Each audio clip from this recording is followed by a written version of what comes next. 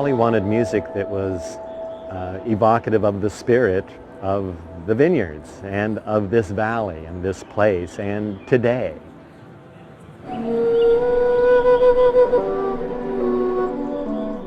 Chris Hedge has installed these speakers nearly a mile apart from each other, something that you would normally account for so that the delay wouldn't be so obvious. But he, instead of synchronizing the sound so that there's no delay, he purposely has kept the delay and lets the sound echo and reverberate through the valley. So the valley ends up being the other instrument.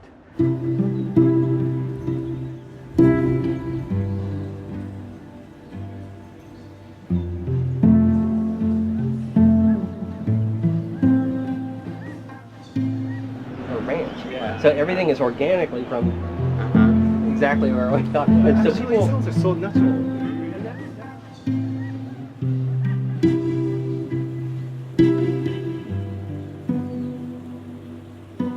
will sustain all the notes of this chord in a cluster.